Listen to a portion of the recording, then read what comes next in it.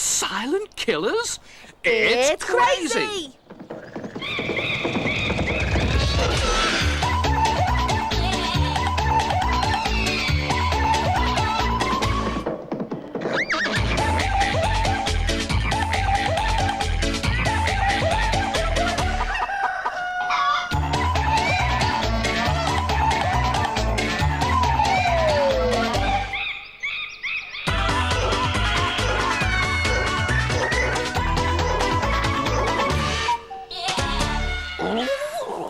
Welcome to Animal Crazy. Yes, this is the show that takes you into the crazy world of animals.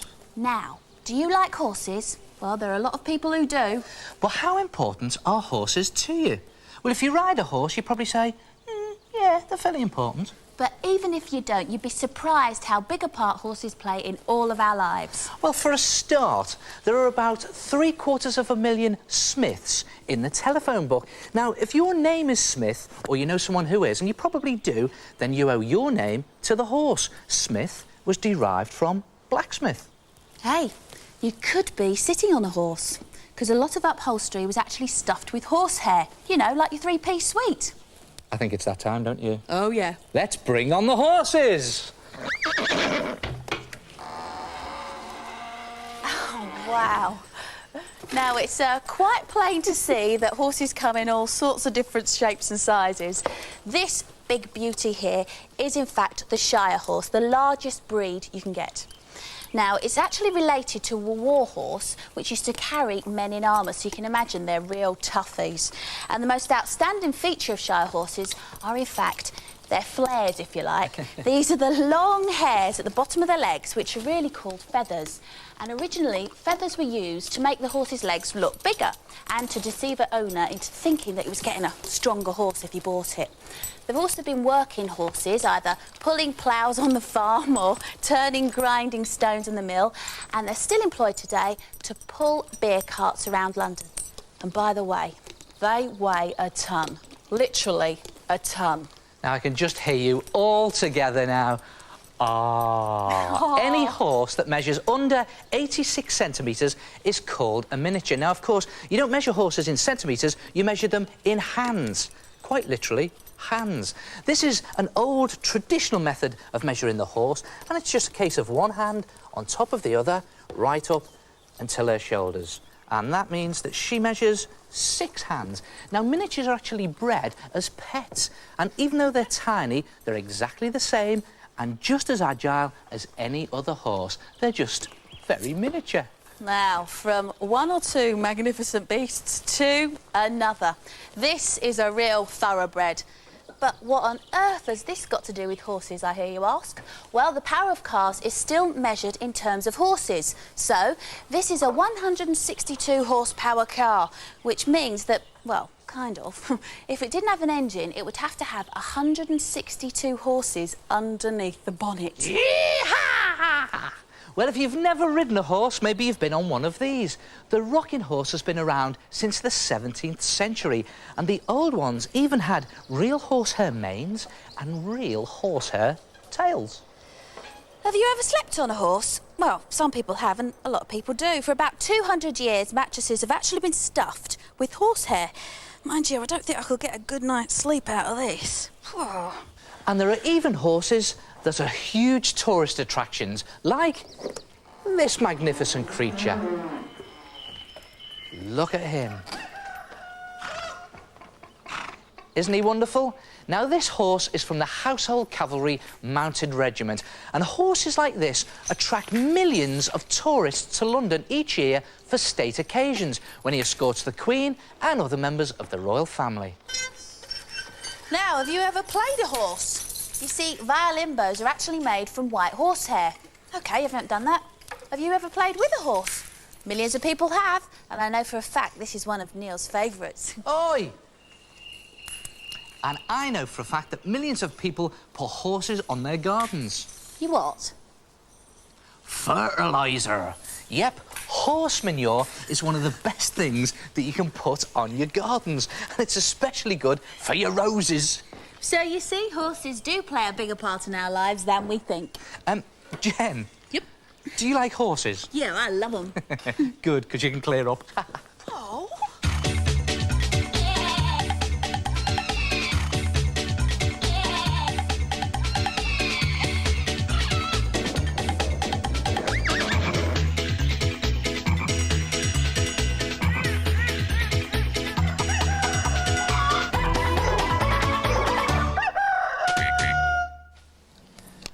Behind me are the animal crazy gates. Behind the gates, there's a table, and on the table is an object. Can you see what that object is? I can barely see the gates, Neil. All right. Can you hear what the object is? I can't hear anything and I still can't see anything. Well, try taking that torch away from your eyes and you might be able to see something then. Oh, right. Oh, yes, I can see the gates and I can see a table, but I can't see what's on it. Well, Jen, you would be able to see and you would be able to hear what's on that table if you were one of these. Oh, a barn owl. Yeah, it's beautiful, isn't it? Now, the reason the owl can see is because its eyes are 2.5 times better at seeing in the dark than ours are. And he's got these very wide open pupils on his eyes that gather what little light there is. Well, that's great, Neil, but what is on the table? It's me dinner. Now, he could see that. In fact, he can find his own dinner, say a mouse or a vole, in complete darkness using his eyesight and his amazing power of hearing. Hold it, what's all this about hearing your dinner? Well, it's just been cooked and it's sizzling away. Can you hear it? No. Don't worry, neither can I. But the owl can, because he really does have fantastic hearing. Now, we can't see his ears. They're on either side of his head, hidden by the feathers. But his ears really are enormous. And the weird thing about them is each one is a different size and a different shape to the other. And they're on different places on each side of his head. Now, this allows him to gather sounds in 2 very different ways, which in turn allows him to pinpoint his prey. And when an owl pinpoints its prey, phew, wallop. Now just look at this, Jen, look at this. There's the magnificent barn owl. He's looking and he's listening. And down there is his prey, poor unsuspecting mice. Now just watch this. Down he swoops, almost silently.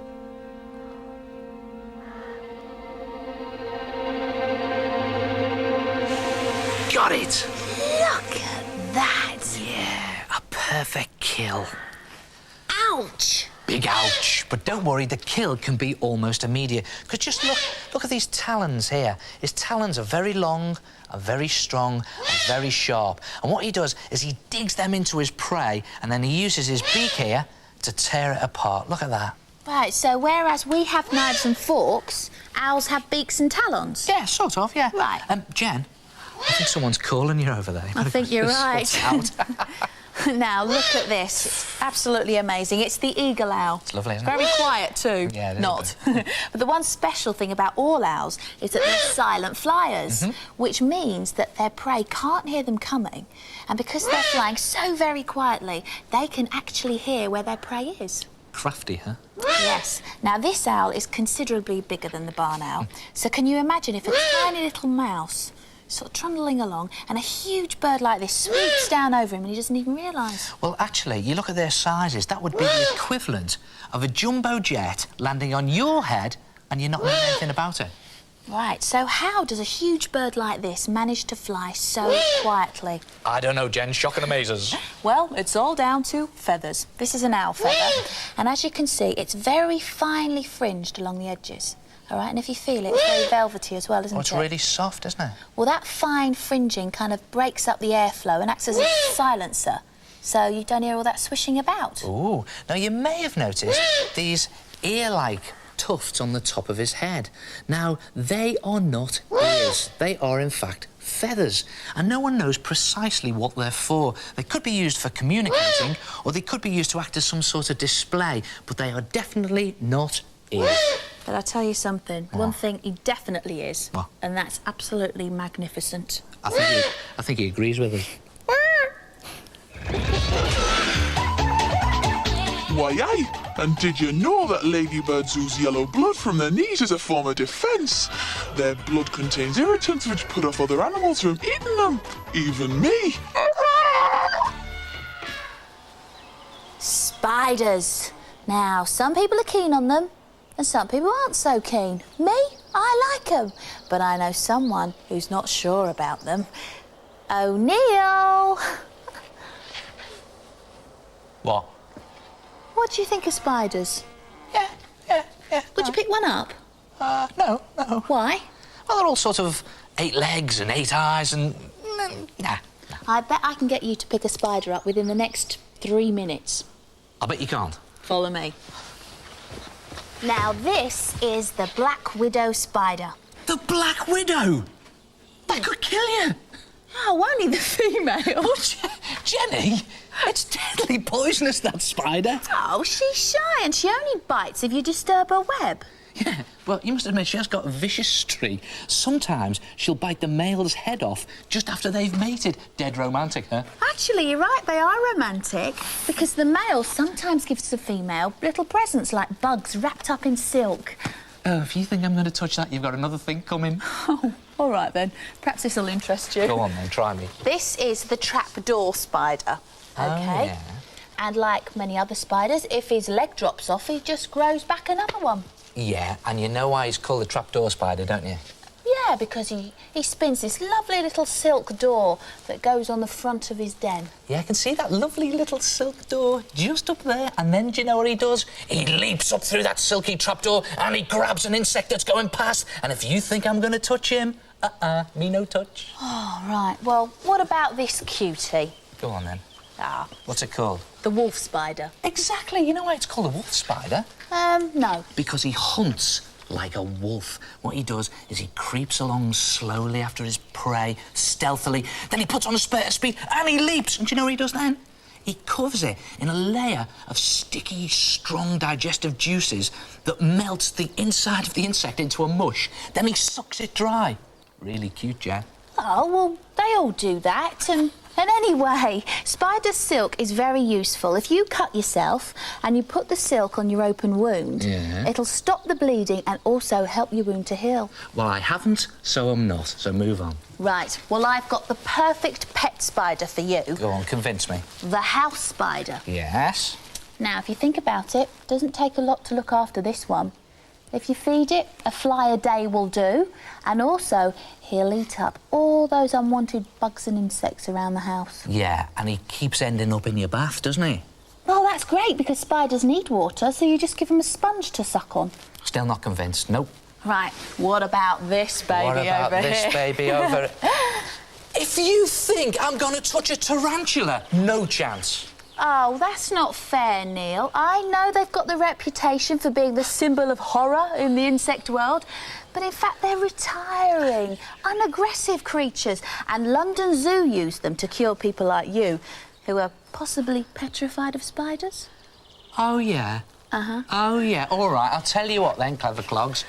I'll touch it if you touch it. Done. Eh? Yeah, fine. Shall I go first? All right, then. Go on, then. OK. Just have to be very careful. If you survive, I'll do it. Oh. Wow.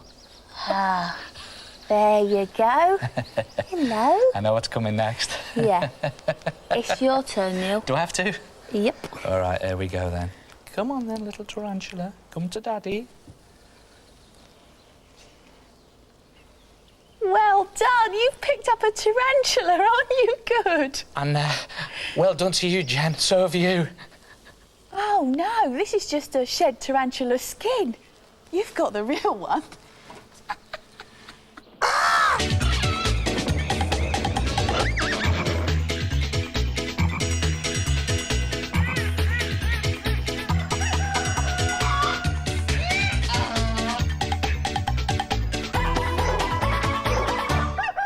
My guinea pig, Maggie, is cleaned out once a week, whether she likes it or not.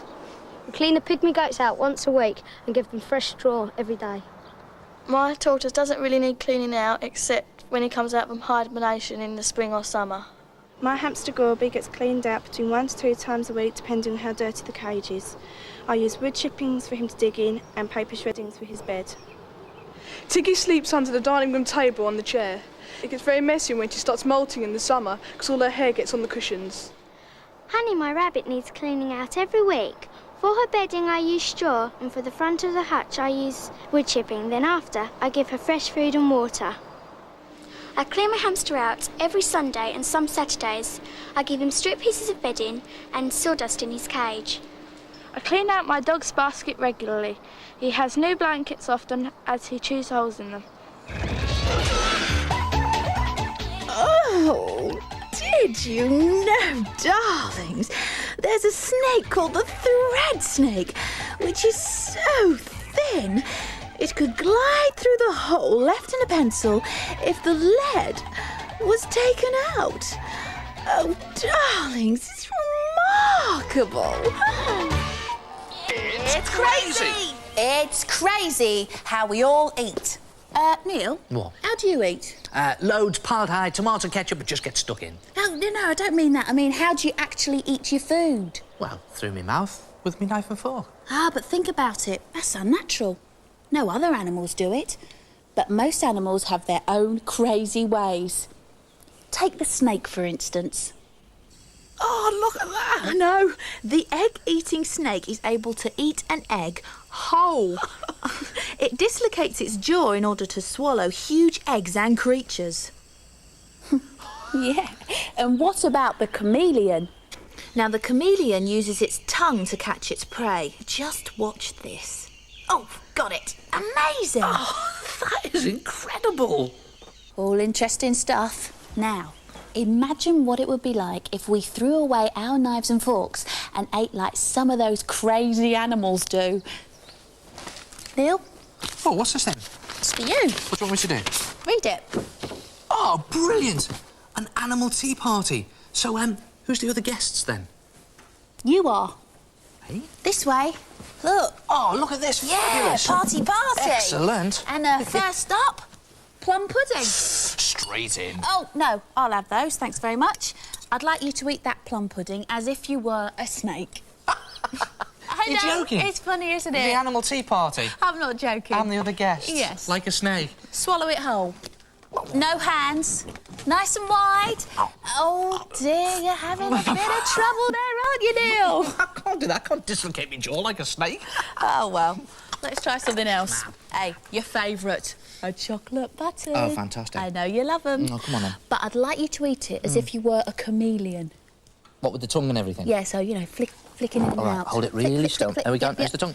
Oh, but what you've got to remember is it's very likely to fly away and get eaten by something else. Oh, that's really mean. Sorry, that's not fair. All right, try this. Go on then. The anteater Oh, yeah. has a tongue which is about 60 centimetres long. And it manages to get about 500 ants just in one lick. OK? So you want me to get 500 of Yeah. these in one lick? I want you to be Mr Anteater. All right, Mr Anteater coming up. There we go. Go on. Big swoop. Down.